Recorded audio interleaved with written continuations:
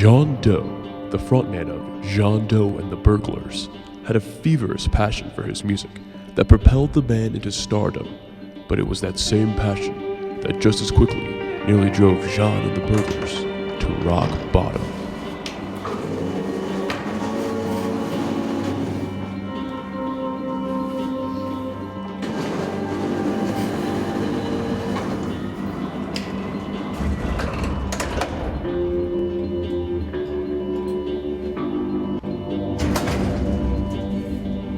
Revered as one of the most influential and innovative songwriters of his time, Jèon Doe revolutionized and pioneered the underground jazz folk movement, otherwise known as Faz. This is the untold story of Jèon Doe and the Burglars.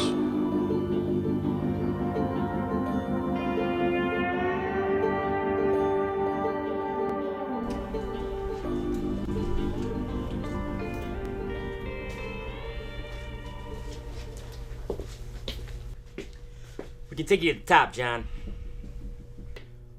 It's Jèon. And not only can we take you there, but Maybe we don't want to be on top. The world needs to hear you, John. Maybe the world isn't listening. John, you need us. Maybe I don't need you. The need is your John Hancock.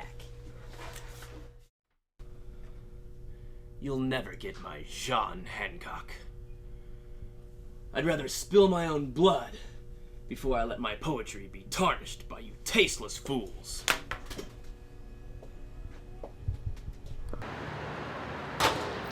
Let's go.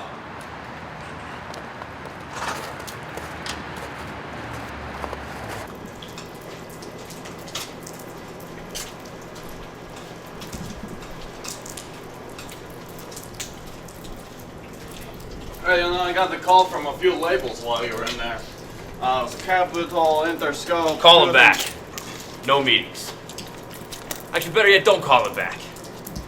Show those dollar-chasing wankers who I am. You want sick, bro? It's not an American spirit. Get My that bad. shit out of my face. My bad. Here, I got one for you. Thank you. Thank you. I also got some calls from Rolling Stone, Blender, Billboard, and a kid from the local school wanting to do interviews. No interviews. Tell them I'm in creative incubation. Except for that school newspaper kid. I'm in.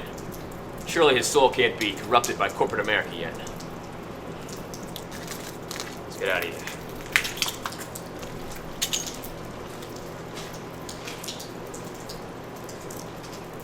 I call this one All on My Own, a postmodern nonconformist against the mainstream wind.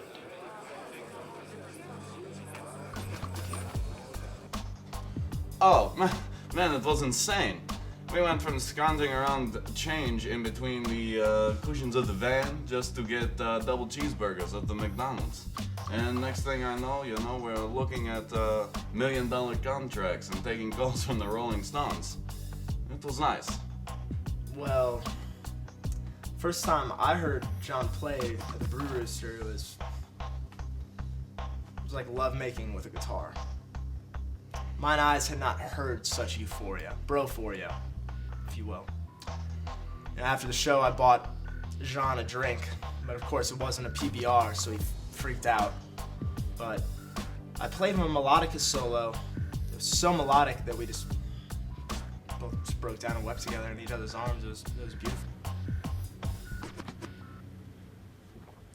George the Two-Man, he knew I played a mean tambourine. When he asked me to lend my percussion skills to him and Jèon at the Brew Rooster, I couldn't say no. I mean, I got more numbers, talked to more women than I did at my entire time at college. And I've managed a lot of touring acts in my time, but I've never seen anything like what happened that night at the Rooster. Yeah, when they started playing, there was maybe like 8 people in the bar, not including the bartenders. The Rooster was like this dive bar, and I think it was like a Tuesday. But anyway, the fire marshal showed up because this place was packed. I've never heard sound like that before. Oh, yeah. That first show. It's quite a performance. Quite possibly the best of my career. I poured out my heart and soul on that stage that night. I truly felt like the kids could feel the emotions I had crafted those songs with. It was like we were on an emotional journey through the set list. Every chord, every word resonating in their souls. It was beautiful. And that's what I truly believe. Dude, that is deep. I'm gonna put that in a song. Entitle it, The Night the Brew Rooster Crowed, and the whole town felt it. This next song is called The Night the Brew Rooster Crowed, and the whole town felt it.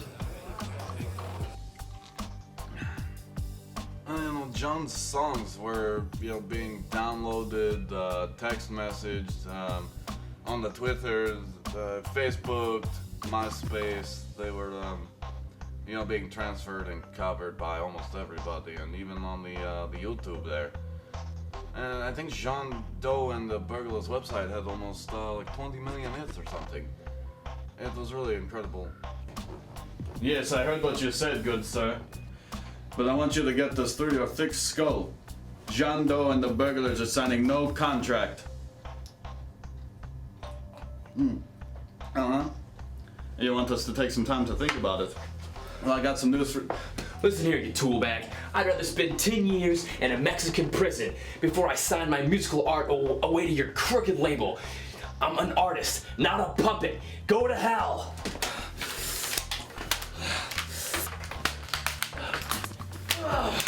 Can't take this anymore. But Jèon, he kept refusing label support. I think the mainstream popularity really got to me. He didn't know how to handle it.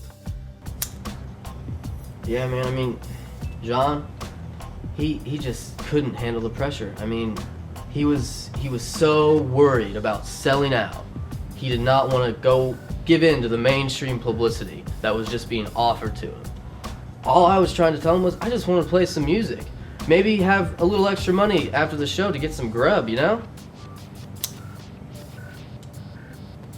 It was fucking ridiculous.